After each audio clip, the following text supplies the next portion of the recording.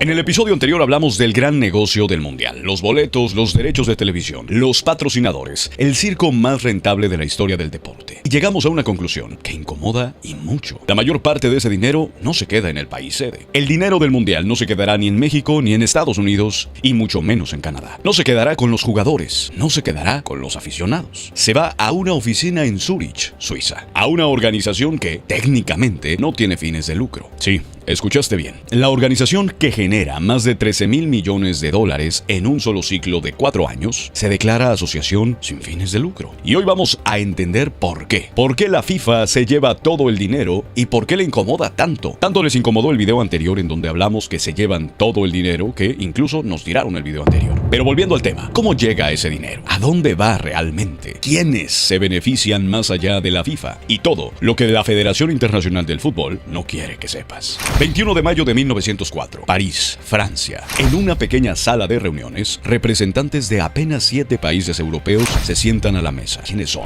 Bélgica, Dinamarca, España, Francia, Países Bajos, Suecia y Suiza. El tema en la agenda es sencillo: unificar las reglas del fútbol internacional. Nada más. Sin negocios, sin millones, sin corporaciones multimillonarias patrocinando esas reglas. Pero ese día, en esa mesa, nació la FIFA, la Federación Internacional del Football Association, un nombre en francés que se quedó para siempre. Los primeros años de la FIFA son los de una organización pequeña, pocos empleados, presupuesto modesto, objetivos puramente deportivos. En 1921 llega Jules Rimet a la presidencia. Es él quien imagina la Copa del Mundo. El primer torneo se juega en 1930 en Latinoamérica, Uruguay, con 13 selecciones y sin transmisión global. Era más bien una reunión de personas aficionadas a fútbol. Nadie hablaba de negocios. Y entonces todo cambió. Llegó João Havelange, Brasil 1974. Havelange se convirtió en el 7º presidente de la Federación Internacional del Fútbol, la FIFA, y llega con un plan que nadie había contemplado antes: convertir a la FIFA en una máquina de generar dinero. Su aliado más importante no era político, era Horst Dassler, hijo del fundador de una enorme marca de artículos deportivos. Su nombre,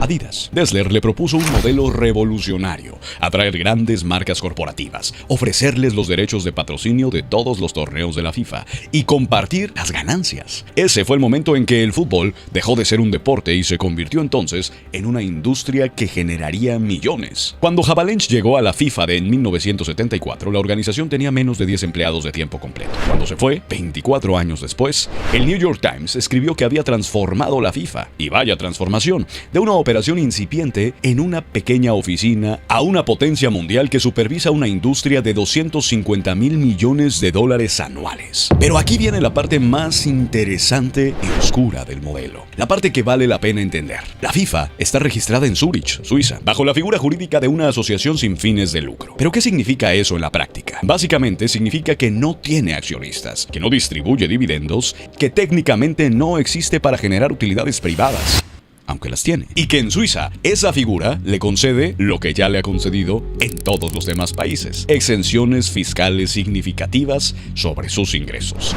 Es decir, paga menos impuestos que la mayoría por considerarse organización sin fines de lucro. Porque piénsalo un momento: una organización que genera más de 13,000 millones de dólares en 4 años, que tiene 211 federaciones afiliadas, dato curioso, más países incluso que la ONU, que organiza el evento deportivo más visto en la historia de la humanidad y que paga impuestos como una pequeña asociación civil. Hay políticos suizos incluso que se han hartado de esa situación. El Partido de los Verdes en Suiza ha dicho públicamente, y cito: la FIFA no es una asociación sin fines de lucro, es una máquina de obtener beneficios a costa de los derechos humanos, a costa de un deporte que al mundo entero le apasiona. Han pedido en el Parlamento suizo incluso que se le revoque ese estatus a la FIFA. Sin embargo, hasta ahora no han tenido éxito. Pero la FIFA no se conforma con sus privilegios en Suiza. Como se los dijimos hace un momento, cada vez que organiza un mundial, exige al país sede que firme acuerdos adicionales. En su manual de candidatura, establece que las exenciones fiscales pueden comprender todos los impuestos que puedan aplicarse en el país sede.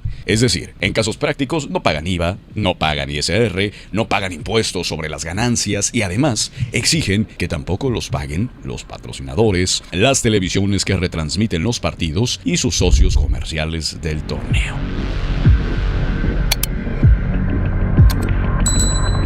En En el episodio anterior hablamos de cómo México firmó ese acuerdo. Hoy vamos más al fondo. ¿Por qué existe este sistema? ¿A dónde va el dinero que no se paga en impuestos? ¿Y cómo empieza la corrupción de la que muy pocos hablan en este deporte de la FIFA? Familia, para entender a dónde va el dinero de la FIFA, primero necesitamos entender de dónde viene ese dinero. El ciclo financiero de la FIFA son 4 años. Todo gira alrededor del Mundial masculino, por cierto. El torneo es la locomotora de todo el sistema de la FIFA. Para el ciclo 2023-2026, la FIFA proyecta ingresos de aproximadamente 13,000 millones de dólares. De esos, cerca de 8,900 millones provienen solo del Mundial 2026. ¿De dónde vienen esos 8,900 millones de la primera etapa del Mundial 2026? La primera, los derechos televisivos. Por cierto, los mismos derechos que no pagarán impuestos, como lo acabamos de mencionar. Más de 4,000 millones de dólares son los contratos con las cadenas de todo el mundo que pagan por el derecho de transmitir los partidos en sus televisiones. Esta es la fuente de ingresos más grande de la FIFA. Aproximadamente el 45% de todo lo que recauda. La segunda fuente, los patrocinadores globales. ¿Adivinaste? Tampoco pagarán impuestos en México.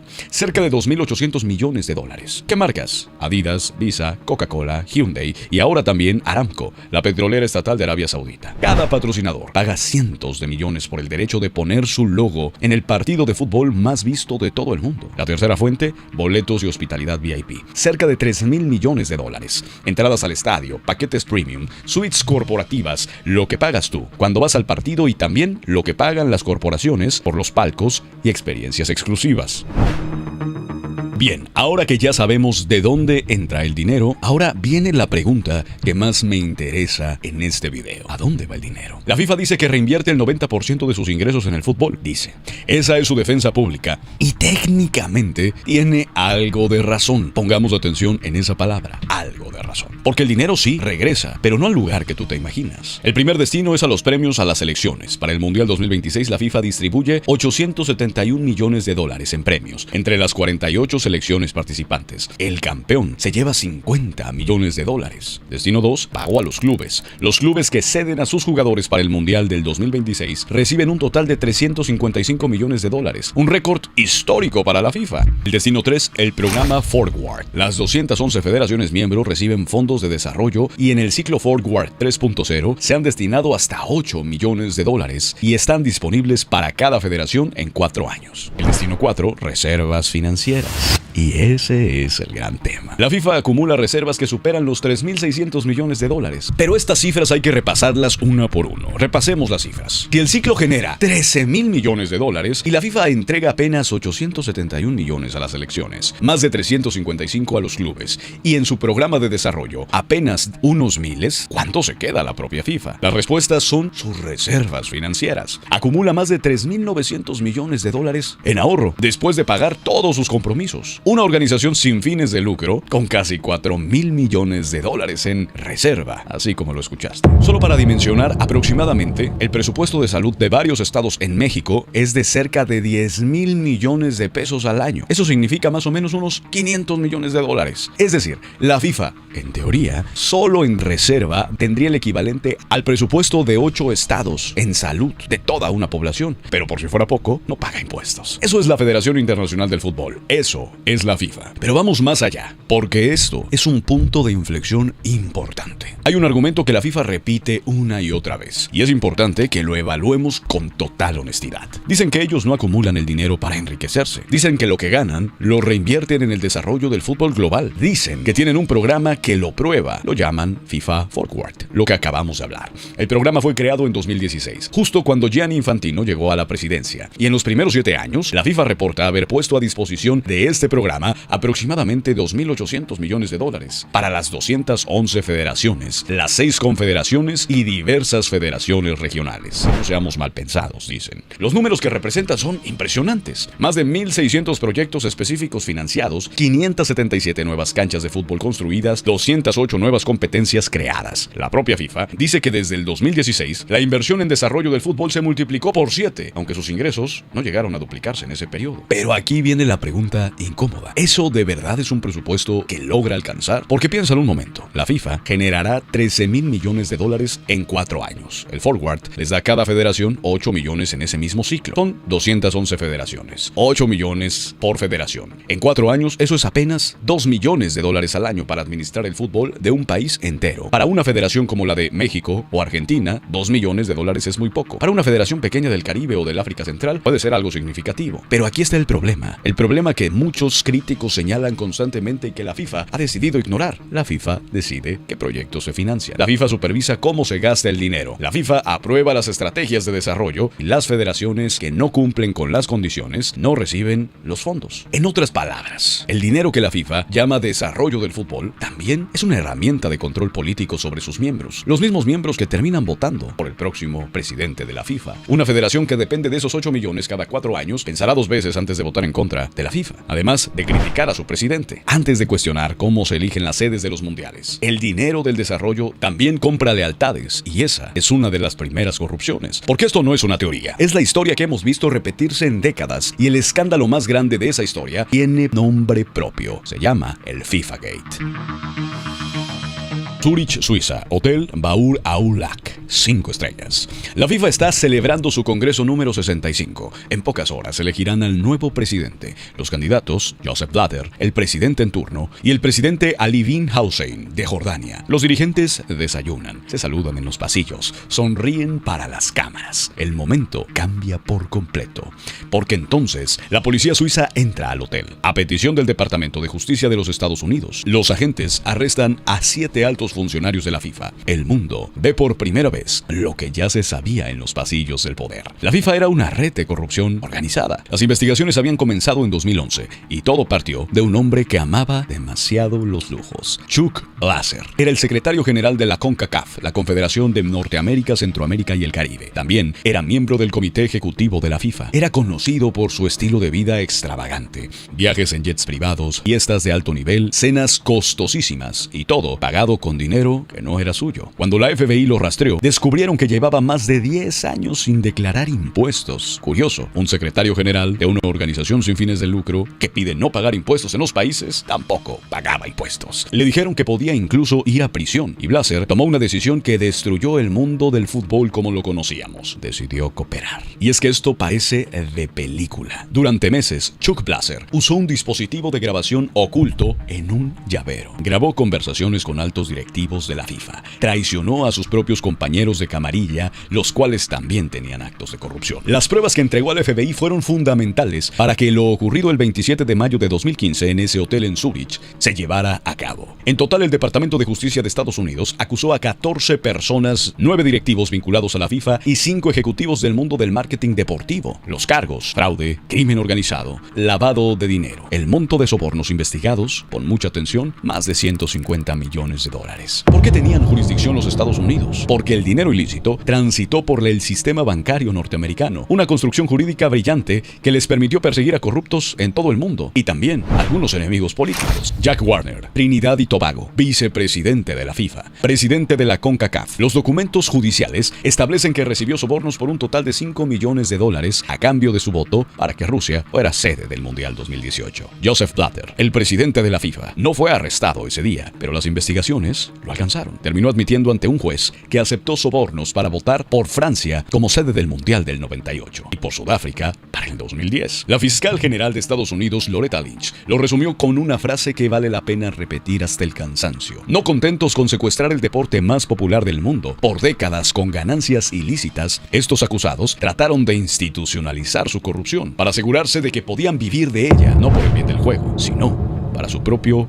engrandecimiento personal. Pero el FIFA Gate de 2015 no fue el principio en la corrupción, fue simplemente el momento en el que el mundo lo vio por completo. Investigaciones periodísticas ya habían documentado que entre 1989 y 2001, la empresa de marketing deportivo llamado ESL pagó más de 140 millones de francos suizos en sobornos a altos directivos de la FIFA y a otras federaciones a cambio de los lucrativos derechos de televisión y publicidad en los mundiales. Es decir, la corrupción en la FIFA no es un accidente, es un modelo de negocio que se construyó durante décadas. Pero, ¿qué ¿Qué pasó después? Porque esto es muy importante. Blatter renunció un mes después de los arrestos. El francés Michel Platini, que aspiraba a sucederle, fue suspendido por 8 años. Apenas 8 años. El mundo del fútbol necesitaba a un nuevo presidente. Alguien que pareciera limpio. Sí, que pareciera. Alguien que prometiera un nuevo comienzo. Y entonces llegó Gianni Infantino. 26 de febrero de 2016, hace 10 años, Zúrich. La FIFA elige a su nuevo presidente. Su nombre, Gianni Infantino. Italiano-suizo de 56 años, abogado de formación. Secretario general de la UEFA, la Federación Europea. Desde 2009 hasta este momento. Llegó con promesas de transparencia, de reformas institucionales, de un nuevo modelo para la FIFA. Fue reelecto sin oposición en 2023. Hoy gobierna la FIFA con 11 años de mandato acumulado. Y en la historia de los escándalos de la institución tiene su propio capítulo. La FIFA publica sus finanzas con algo de transparencia. Y los datos oficiales del último informe son reveladores. Gianni Infantino tiene un salario base de 2.6 millones de dólares anuales, más un bono variable que en 2025 llegó a 2.2 millones adicionales. Es decir, el presidente de la FIFA gana aproximadamente al año 5 millones de dólares. Algunos reportes más recientes del Mundial 2026 hablan de hasta incluso 6 millones de dólares, después del incremento de sus bonificaciones. Para ponerlo en perspectiva, ese bono se justificó en parte por los ingresos del Mundial de Clubes 2025. El presidente de una organización sin fines de lucro gana 6 millones de dólares al año. Interesante. La primera gran decisión fue Qatar 2022. Infantino heredó la sede de Qatar de la gestión de Blatter, pero la defendió con fervor. Qatar es un estado que hasta 2022, los trabajadores migrantes que construyeron los estadios murieron por miles en condiciones documentadas tales como trabajo forzado. La respuesta de Infantino fue memorable. En una conferencia de prensa dijo, con todo el mundo mirándolo. Y mira lo que dijo Gianni Infantino en esta declaración memorable.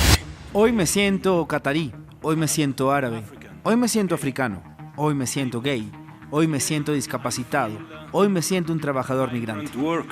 Las organizaciones de derechos humanos lo calificaron de espectáculo vacío, pero Infantino siguió en su cargo. La entrega del Mundial 2034 a Arabia Saudita es uno de los movimientos más cuestionados de su gestión. La sede fue adjudicada sin licitación competitiva, en una votación extraordinaria del Congreso de la FIFA, que era apenas el 9º Congreso extraordinario en la historia. Se votaron al mismo tiempo el Mundial del 2030 y el Mundial del 2034. Es decir, quien votara sí al 2030 automáticamente votaba sí al 34. Y la única candidatura para el 2034, adivinen quién era, Arabia Saudita. El periodista suizo Sepp Blatter, de 88 años, el mismo expresidente implicado en el FIFA Gate, lo dijo sin tapujos. Es una farsa. Gianni Infantino quiere controlar la adjudicación. Entonces, no era tan transparente como decía ser en su campaña para presidente de la FIFA. Y aquí llegamos al presente, el año 2026, el mundial más caro de la historia. Los precios de los boletos dispararon una polémica global. Algunas entradas para partidos en Estados Unidos cuestan hasta 4 veces más que en Qatar 2022. Los boletos más baratos para la final superan los $2,000 y varios congresistas en Estados Unidos escribieron incluso cartas a la FIFA expresando su preocupación por los precios. Sí, congresistas de Estados Unidos pidiendo precios más bajos. Una locura. La respuesta de Infantino en la conferencia inaugural del Azteca fue la siguiente. Cálmense. Así lo dijo, con una ironía marcada. El hombre que gana 6 millones de dólares al año le dice a las familias latinoamericanas que se calmen por los precios del mundial. Dijo que los precios son más baratos que los playoffs de la NBA. Dijo que son condiciones de mercado norteamericano. Dijo que si alguien cometió un error es su responsabilidad. Y el partido inaugural se jugó con 80,000 personas en el estadio y 50,000 personas más siguiendo en el Zócalo desde pantallas públicas, porque no pudieron pagar un boleto, porque los precios eran impagables. Así es la FIFA de Infantino. La promesa contra lo que está pasando realmente. Estamos en el 2026. El mundial está por terminar o incluso ya terminó. Los estadios están llenos, los goles, la emoción y al mismo tiempo una historia paralela que vale la pena contar. Este es el mundial más grande de la historia. 48 selecciones, 104 partidos, 3 países sede, México, Estados Unidos y Canadá. La FIFA proyectaba ingresos de 8.900 millones de dólares solo del torneo. Los derechos televisivos ya estaban vendidos por más de 4.000 millones de dólares. Los patrocinadores globales aportaban casi 2.800 millones más. El negocio más rentable de la historia de la FIFA. Y es que este dato muy pocos lo conocen. México invirtió aproximadamente 225.000 millones de pesos en infraestructura, seguridad y adecuaciones para el torneo. Renovaciones del Estadio Ciudad de México, modernización del Estadio BBVA en Monterrey, inversiones en el Estadio Akron en Guadalajara. La derrama turística existe, los hoteles llenos, los restaurantes activos, el turismo internacional Eso es real. Pero los reportes económicos más serios indican que la inversión en infraestructura supera la derrama económica esperada. Entró mucho dinero al país y el gobierno recuperó lo que gastó. Es exactamente donde naufragaron las promesas en Brasil 2014, Sudáfrica 2010 y Qatar 2022. El partido inaugural fue México contra Sudáfrica, en la Ciudad de México. Primer partido de la historia del Mundial 2026, en el Estadio Ciudad de México, el legendario Estadio Azteca. La noche anterior en los mercados de reventa había boletos a 67,000 pesos, los más baratos, y algunos en zonas premium a incluso 300,000 pesos o más. El boleto más accesible en el sistema oficial de la FIFA era de $60, es decir, alrededor de 1,000 pesos, pero los partidos más demandados, $1,500. Para la final, desde $2,000 hasta $5,575. En un país con un salario mínimo de alrededor de 300 pesos diarios, el boleto más barato de la final equivale a 7 meses de salario mínimo. Así de grave. El día del partido inaugural, dentro del estadio, habían 80,000 personas. Fuera del estadio, en el Zócalo, 50,000 personas más, siguiendo el partido en pantallas públicas, porque no pudieron pagar el boleto. Afuera del estadio, también estaban maestros marchando, comunidades aprovechando la atención internacional para hacer visibles sus demandas. Y aquí les va un dato global interesantísimo. No es solo México. Esta es la historia de todos los mundiales modernos. En Brasil 2014, el gobierno invirtió miles de millones en estadios. Algunos incluso fueron abandonados o subutilizados años después. El país organizó el torneo en plena crisis política interna. En Sudáfrica 2010, la misma historia. Infraestructura que no se sostuvo. Costos que superaron la recuperación real. En Qatar 2022, los estadios más caros de la historia. Algunos diseñados para ser desmantelados incluso después del torneo. Construidos con trabajadores migrantes en condiciones deplorables. Condiciones que las investigaciones periodísticas documentaron como equivalentes al trabajo forzado. El modelo es siempre el mismo. El país pone los estadios, la seguridad,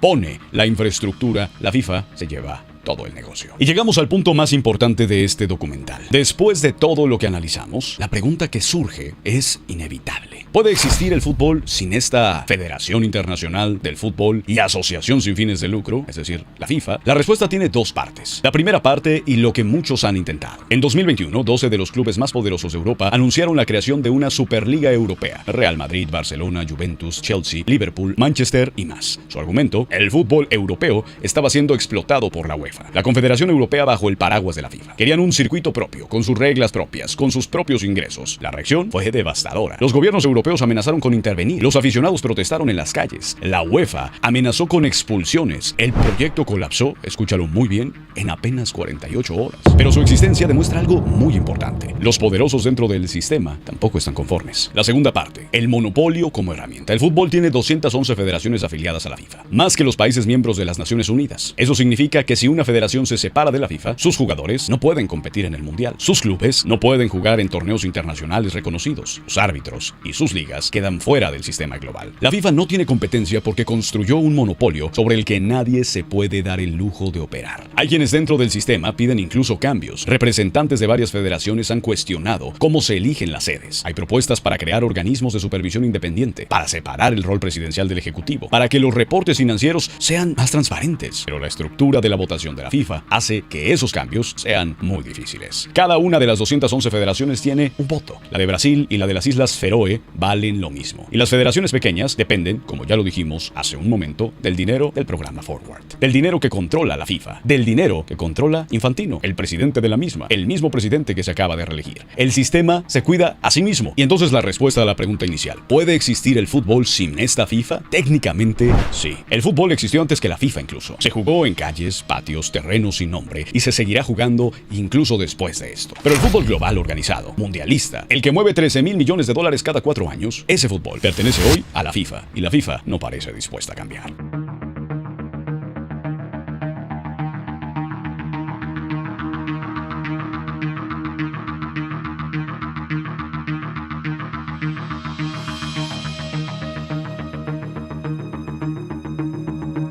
El día en que Azcárraga tuvo que soltar Televisa. 34 años de dinastía. 24 de octubre de 2024. Ciudad de México. Grupo Televisa entrega su reporte financiero en la Bolsa Mexicana de Valores. Un trámite de rutina. Números, cifras, resultados trimestrales. Pero enterrado en ese documento hay un párrafo que hace historia y hay que leer con mucho cuidado.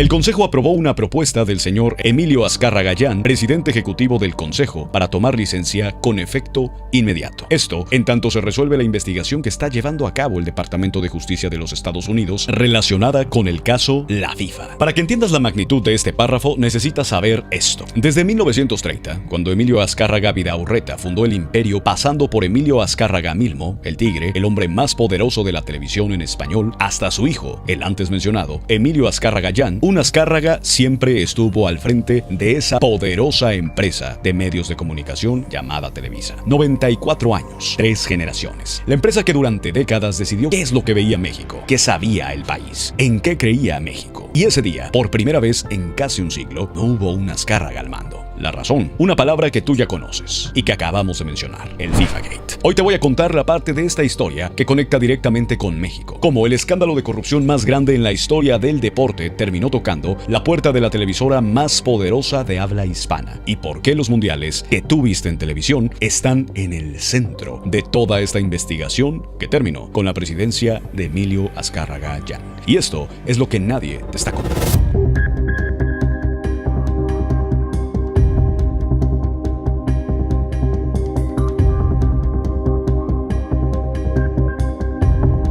Como ya lo hemos estado hablando en este documental, el corazón del negocio de la FIFA son los derechos de transmisión de televisión de los partidos. ¿Quién transmite el Mundial? ¿Quién transmite la Copa América? ¿Quién se queda con los torneos que ven cientos de millones de personas? Esos contratos valen miles de millones de dólares y según la justicia norteamericana, durante décadas se repartieron con maletines por debajo de la mesa. Las empresas pagaban sobornos a los directivos del fútbol. Los directivos les entregaban los contratos y el aficionado, tú, veía el partido sin saber que la señal que llegaba a su casa había sido comprada con dinero de la corrupción en la FIFA. Durante 2 años el caso avanzó en silencio. Acusados que se declaraban culpables, testigos que negociaban con la fiscalía, todos ellos, hasta que en noviembre de 2017, en una corte federal de Brooklyn, Nueva York, comenzó el juicio. Y ahí, bajo juramento, un hombre empezó a hablar. Y lo que dijo llegó hasta México. El hombre que lo contó todo. Su nombre, Alejandro Bursaco. Argentino, expresidente de Torneos y Competencias, una de las empresas de derechos deportivos más importantes de Sudamérica. Bursaco era uno de los acusados del FIFAgate. En 2015 se declaró culpable del crimen organizado. Enfrentaba hasta 60 años de cárcel. Y como Chuck Blaser, antes de él, tomó la misma decisión: cooperar con la justicia de Estados Unidos a cambio de reducir su condena. En noviembre de 2017 subió al estrado, en la Corte Federal de Brooklyn, Nueva York. Era el testigo estrella de la fiscalía. Su primer testimonio duró 7 horas y en él describió, nombre por nombre, cifra por cifra, el sistema completo de sobornos del fútbol latinoamericano. Para que dimensiones la tensión de ese juicio, después del primer día de testimonio de Bursaco, un exfuncionario argentino que él mencionó una sola vez, Jorge Delón, se quitó la vida arrojándose a las vías de un tren en un suburbio de Buenos Aires. Al día siguiente, Bursaco lloró en el estrado. La fiscalía denunció que uno de los acusados, el peruano Manuel Burga, le había hecho al testigo 2 veces un gesto de degüello desde su asiento. La jueza, Pamela Chen, lo consideró intimidación del testigo. Eso era lo que estaba en juego, de ese tamaño. El 15 de noviembre de 2017, el fiscal Sam Nitze le preguntó a Bursaco por los derechos de televisión de las transmisiones del Mundial 2026 y 2030. Sí, escuchaste bien. El Mundial que estamos viendo ahora mismo, el de 2026. Y Bursaco respondió bajo juramento. Entre los 3 socios, Torneos, Televisa y TV Globo, hicimos un acuerdo para repartirnos la carga de pagar $15 millones en sobornos. Esto a Julio Grondona. ¿Quién es Julio Grondona? El jefe histórico del fútbol argentino durante 35 años, vicepresidente primero de la FIFA, la mano derecha financiera de Joseph Blatter, uno de los hombres más poderosos del fútbol mundial hasta su muerte en 2014. Según el testimonio de Bursaco, el soborno se pactó en 2013 durante una reunión de la FIFA en Zúrich. ¿Y a cambio de qué? De los derechos de televisión, internet y radio de las Copas del Mundo 2026 y 2030. Casi 10 años antes estaban negociando estas transmisiones. TV Globo se quedaría con los derechos exclusivos para Brasil. Televisa y Torneos asociados se quedarían con el resto de América Latina. ¿Y a dónde fue el dinero? Según Bursaco, el dinero de Grondona terminó en una subcuenta en el banco suizo Julius Baer. Y aquí está el detalle que hace este testimonio tan sólido. No fue solo la palabra de Bursaco. En 2019, un juez federal de Estados Unidos, Lloyd Joyce Stanton evaluó las pruebas en una demanda civil contra Televisa y en su fallo escribió que el testimonio de Bursaco estaba corroborado por los libros contables de los torneos, que mostraban que una empresa llamada Mountree, una subsidiaria suiza propiedad total de Televisa,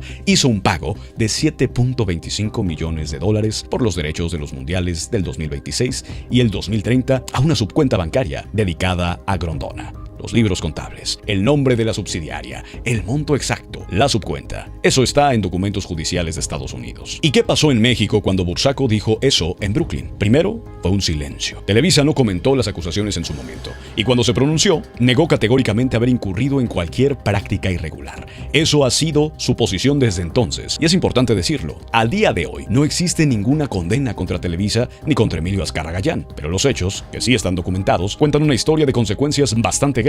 La primera consecuencia: después del testimonio de Bursaco, accionistas en Televisa en Estados Unidos presentaron una demanda colectiva. Su argumento: las acusaciones de soborno habían inflado artificialmente el valor de los títulos de Televisa que se negociaban en la bolsa norteamericana. Cuando el escándalo explotó, las acciones cayeron y los accionistas perdieron dinero. En 2023, Televisa llegó a un acuerdo. Pagó $95 millones para cerrar esa demanda, sin admitir culpa. Esto también hay que decirlo, porque nadie paga $95 millones por un caso que considera completamente infundado, por mentiras, sin al menos calcular que el riesgo de perder era real. Y cuando parecía que el caso se enfriaba, llegó el golpe más fuerte para Televisa. El 30 de agosto de 2024, esta televisora informa a sus inversionistas que el Departamento de Justicia de Estados Unidos reabrió la investigación del caso FIFA. Esta vez, la investigación se centra en los derechos de transmisión de las Copas del Mundo del 2018, 2022, 2026 y 2030, incluyendo el que sucedió este año.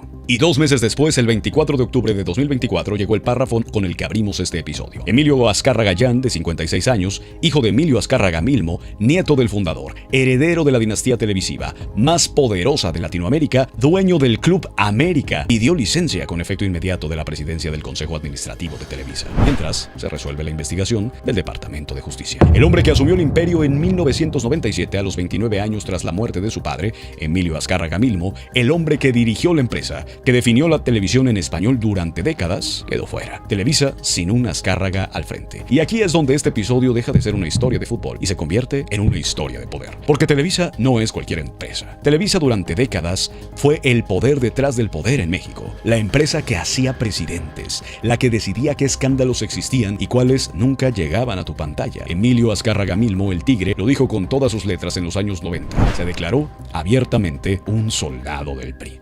Esa empresa, ese imperio, ese apellido, y fue el fútbol, no la política, lo que finalmente sacudió a la dinastía Azcárraga. Pero lo que esto significa para ti es muy importante, porque tenemos que conectar los puntos de toda esta historia. Según el testimonio judicial de Alejandro Bursaco, los derechos de transmisión del mundial que estás viendo en este momento, o que viste en el 2026, se pactaron con sobornos de $15 millones en una reunión en Zúrich en 2013, 13 años antes de que sonara el primer silbato del partido inaugural en México. Cuando tú prendes la televisión y ves a México jugar en este mundial, esa señal llega a tu casa a través de los derechos de transmisión que están bajo investigación del Departamento de Justicia de los Estados Unidos. México es el único de los 3 países sede que le otorgó a la FIFA la exención total de impuestos. No Estados Unidos, no Canadá, solo México. Y lo más perturbador no es que eso haya pasado. Lo más perturbador es cómo pasó, quién lo firmó, en qué idioma y qué tantas personas en México lo saben. Eso es lo que vamos a ver.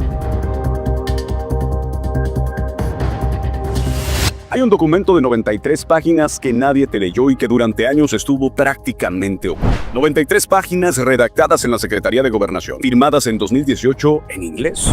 Sí, solo en inglés. Un acuerdo firmado por el gobierno de un país hispanohablante en nombre de sus ciudadanos que garantizaba condiciones fiscales a un organismo privado suizo y que fue redactado exclusivamente en el idioma del que cobra y no del que paga. El documento se llama Garantías del Gobierno relacionadas a la FIFA World Cup 2026. Lo firmó Alfonso Navarrete Prida, entonces secretario de Gobernación del gobierno de Enrique Peña Nieto. ESPN tuvo acceso al documento completo y reveló lo que contenía en el apartado denominado exenciones fiscales y compromisos cambiarios, el texto es devastador. La FIFA, la entidad de fútbol 2026, sus subsidiarias, las federaciones miembro, los proveedores, los socios comerciales, los contratistas y cualquier tercero involucrado en la organización del Mundial no pagaría impuestos federales ni locales en México. No solo la FIFA, cualquier empresa o persona relacionada con el partido. Y los beneficios no eran solo para el verano de 2026. El acuerdo original, pon mucha atención, los extendía hasta el 31 de diciembre de 2028, 2 años después del último partido que se jugaría en México en el Mundial. 2 años en los que la FIFA y sus socios seguirían operando en México sin pagar un solo peso en impuestos. Ese era el trato original. ¿Y por qué la FIFA siempre pide esto? Para entender lo que está pasando, primero hay que entender cómo funciona la FIFA. La FIFA no es una empresa, es una asociación de derecho civil fundada en 1904 con sede en Zúrich, Suiza. Por esa clasificación legal, no paga impuestos en Suiza. El gobierno suizo le concedió ese estatus formalmente. Pero aquí viene el detalle que pocos mencionan. La FIFA no genera ingresos en Suiza, los genera en los países donde se juega el Mundial. En Brasil, en Rusia, en Qatar, en México, en Canadá, en Estados Unidos. Y para evitar pagar impuestos en los países donde sí hace el dinero, la FIFA convirtió la exención fiscal en un requisito estándar de sus contratos de sede. Si un país quiere ser sede del Mundial, tiene que aceptar que la FIFA y su ecosistema no van a pagar impuestos ahí. No es una petición, no es una negociación opcional, es una condición de la candidatura. El portavoz de la FIFA lo dijo sin rodeos a la BBC. Cualquier país tiene que otorgar una exención fiscal integrada a la FIFA y a todas las partes involucradas en la organización del evento. Así de claro, así de simple. ¿Quieres el Mundial? Acepta no cobrarles absolutamente nada. Y la historia muestra que los países aceptan una y otra vez el patrón que se repite en cada Mundial. Y a ver, esto no es malo. Este modelo lleva décadas funcionando exactamente así.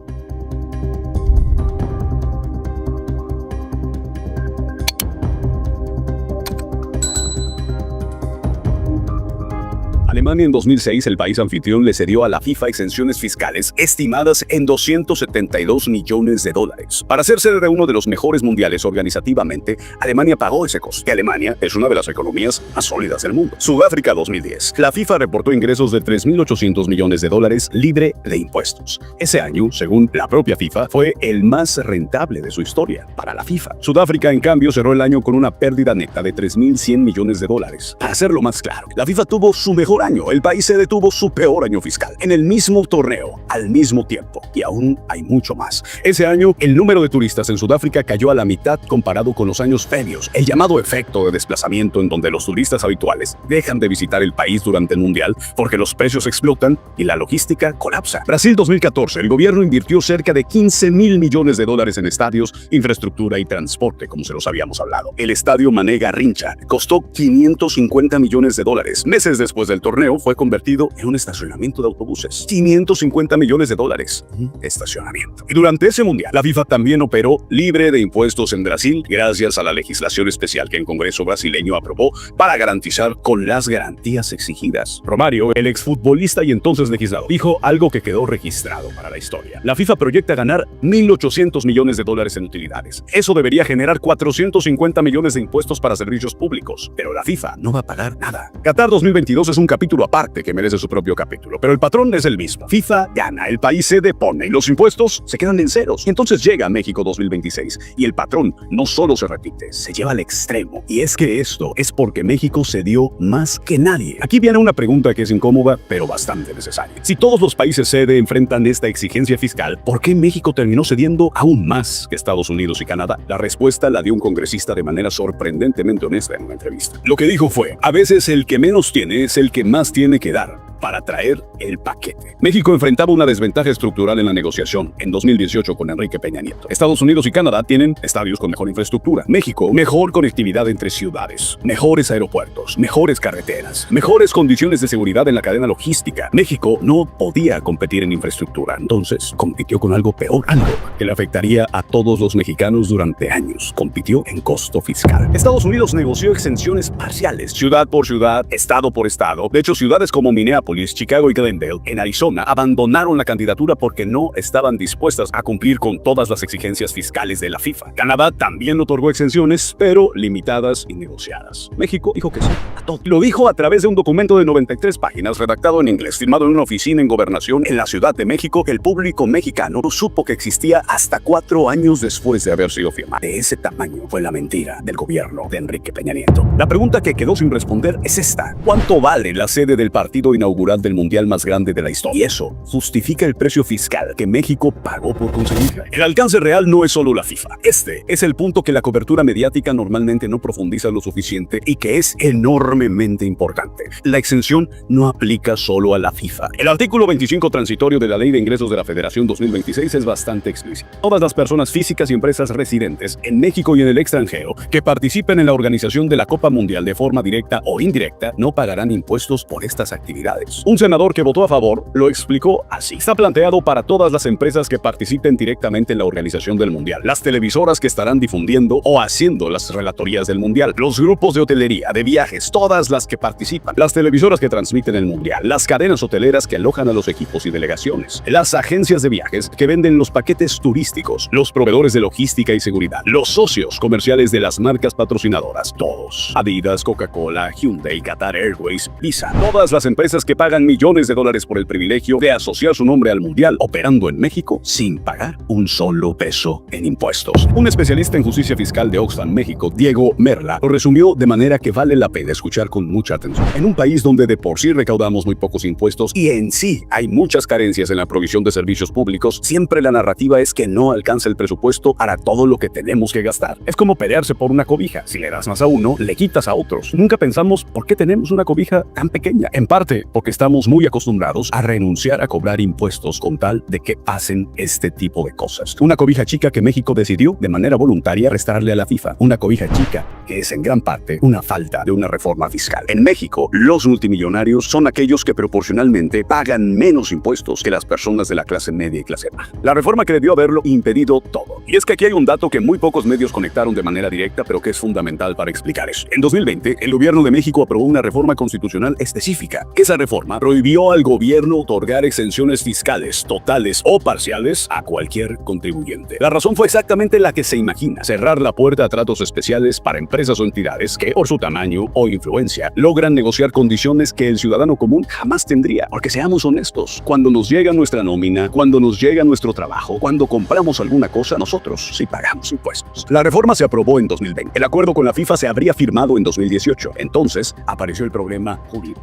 ¿Puede una reforma constitucional en 2020 invalidar algo del pasado firmado en 2018? La respuesta jurídica simplificada, lamentablemente, es no. Un contrato firmado antes de la reforma no puede ser retroactivamente anulado por ella, al menos no sin consecuencias legales internacionales. El gobierno de México estaba atrapado en un compromiso que ni siquiera había firmado ese gobierno en turno. Y la solución que encontró el gobierno de Claudia Sheinbaum no fue romper el acuerdo, fue renegociarlo. Reducirlo de múltiples años a un solo año, acotarlo a las actividades directamente relacionadas con la organización del torneo, excluir las actividades comerciales de socios y empresas afiliadas. Una victoria parcial, una reducción significativa, pero no ser. La FIFA sigue operando en México en el verano de 2026 sin pagar un solo peso de impuestos. No lo pagó ni lo pagará. Y aquí la pregunta es: ¿qué es lo que hizo Peña o qué es lo que no hizo que este gobierno sí pudo hacer? El 22 de diciembre el presidente de México salió a decir algo que normalmente los gobiernos prefieren mantener en silencio. Nosotros no podíamos echar atrás esos acuerdos y se ajustaron, dijo. Fue una declaración que mezcló admisión de límites con atribución de responsabilidad. La Secretaría de Hacienda publicó un comunicado detallado explicando que el acuerdo original firmado en la administración de Peña Nieto contemplaba beneficios fiscales por hasta 10 años.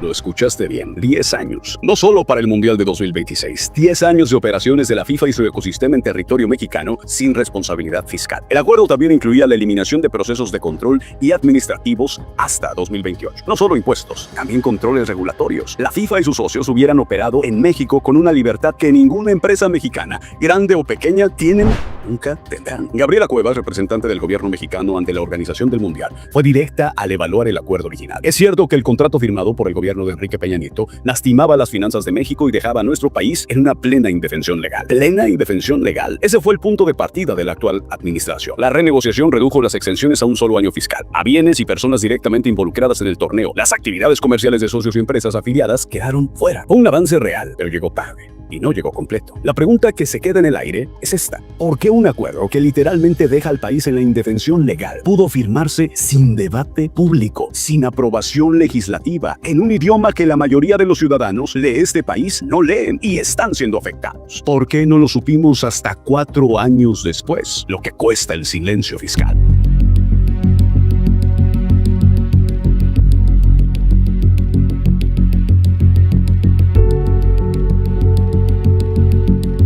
Vamos a hacer el ejercicio que los funcionarios evitan hacer en público, pero que es sumamente revelador. La FIFA proyecta ingresos totales de $11.000 millones para el ciclo 2023-2026. El Mundial 2026 es la pieza central clave de este ciclo. De esos $11.000 millones, 4.200 millones vienen de derechos de televisión, 2.800 millones de patrocinios, 3.000 millones de boletos y hospitalidad premium. México participa en la generación de esos ingresos. 13 partidos, el partido inaugural, la sede de primera fase y potencialmente octavos de final. ¿Cuánto de eso genera esa actividad económica grabable en México? No lo sabemos con exactitud, porque la FIFA no publica esa desagregación, pero tenemos un referente. Alemania 2006 renunció a $272 millones en recaudación. Sudáfrica 2010, en un ciclo donde la FIFA generó menos, tuvo pérdidas fiscales de $3.100 millones.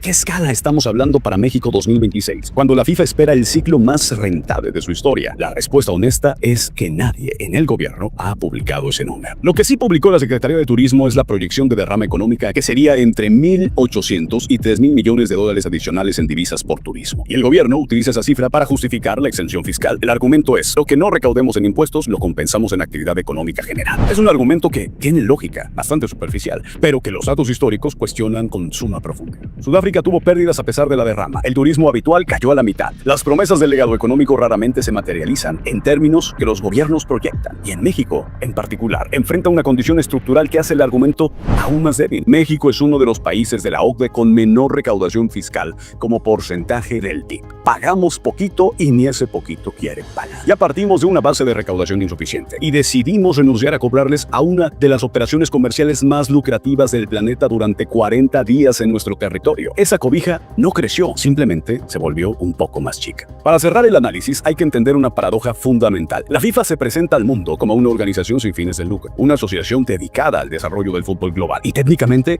bajo el derecho suizo, lo es. Pero las cifras cuentan otra historia. En el ciclo de Qatar 2022, la FIFA reportó utilidades netas de más de $1.000 millones.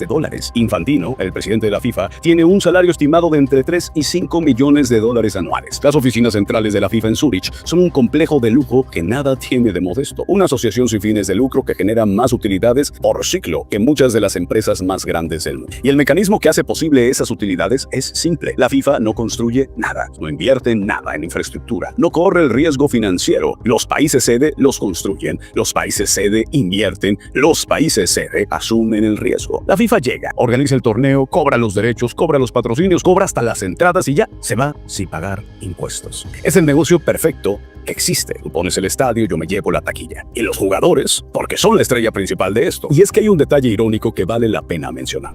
La exención total que México le pone a la FIFA no se extendió a los jugadores, por increíble que parezca. Los jugadores que participen en el Mundial 2026 sí van a pagar impuestos en México por los ingresos generados en territorio nacional. Es la primera vez en la historia que México aplica un régimen fiscal específico para participantes extranjeros en un Mundial. En 1970 y en 1986 no existía ese marco legal. La lógica de ENSAD es clara. El jugador gana dinero en México y México tiene derecho a cobrarle por eso. A ellos y a todos. Una lógica que aplica perfectamente para los jugadores, pero que, por alguna razón, no aplica para la organización que genera miles de millones de dólares alrededor de esos mismos jugadores. Los atletas pagan. La FIFA, no. El que trabaja, paga. El que organiza el negocio, se va libre. Entonces, ¿qué es lo que nadie te estaba contando sobre los impuestos y el Mundial? Que hay un documento de 93 páginas redactado en inglés, firmado en Gobernación en la Ciudad de México, que durante 4 años estuvo oculto. Ese documento le garantizaba a la FIFA y a toda la red de socios y proveedores operar en México sin pagar impuestos federales ni locales, no solo durante el torneo, sino hasta años después. Y en México fue uno de los 3 países sede que cedió en esos términos, que Estados Unidos y Canadá negociaron.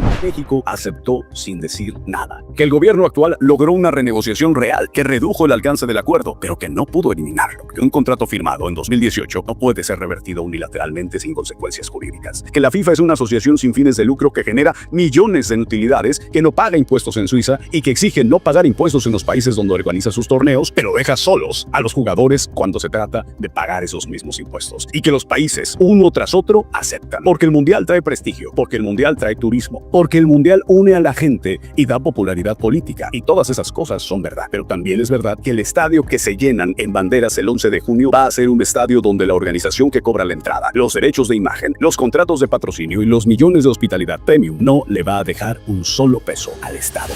Y siguiendo todo esto, ya conoces el patrón. La FIFA, que le exigió a México exenciones fiscales totales. La FIFA, que levantó una sanción tras la llamada de Trump. La FIFA, cuyo arbitraje está bajo sospecha en pleno torneo. Y la FIFA, cuyos derechos de televisión, según la justicia americana, se vendieron con sobornos durante décadas. No son historias separadas. Es el mismo sistema, visto desde ángulos totalmente distintos. Un sistema donde el dinero manda. Las reglas se negocian. Las consecuencias casi siempre las paga alguien más. Y tenemos que ser muy claros, porque hasta este momento Emilio Azcárraga Gallán no ha sido condenado. Televisa, hasta este momento, aunque ya les contamos lo que pasó hace poco, niega las acusaciones. La investigación sigue abierta y en este canal respetamos los hechos. Y los hechos documentados están ahí, a la vista de todos, sin que, por cierto, nadie hable del tema. Repitamos, los hechos son que un testimonio bajo juramento en una corte federal, libros contables que un juez consideró válidos, una subsidiaria suiza con un pago de 7.25 millones rastreado y siendo parte de Televisa, 95 millones de dólares pagados a accionistas, una investigación reabierta por el Departamento de Justicia y el heredero de la dinastía más poderosa de la televisión mexicana fuera de la presidencia de su propia empresa. Eso no es una teoría, eso es el expediente y se los estamos compartiendo a ustedes quienes probablemente es la primera vez que escuchan hablar de esto y no es una coincidencia. El FIFA Gate empezó con un desayuno interrumpido en un hotel de lujo en Zúrich.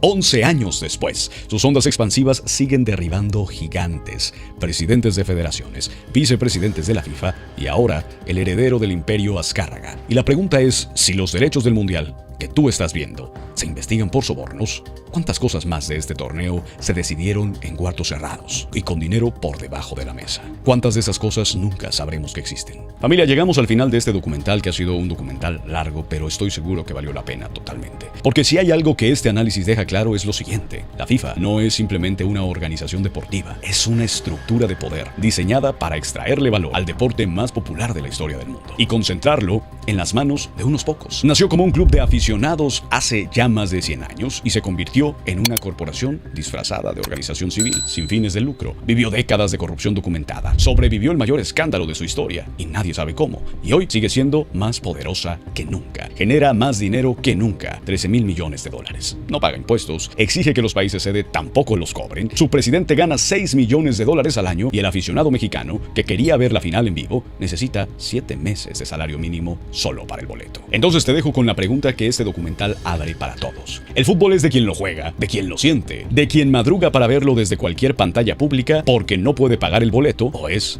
de la FIFA. Déjame tu respuesta en los comentarios. Y si este documental te abrió los ojos sobre cómo funciona la FIFA, compártelo, porque este tipo de análisis solo llega a más personas si tú lo haces llegar. Por favor, dale like para que no tiren el video. Mi nombre es Alejandro Helguera y esto es Voces. Nos vemos pronto.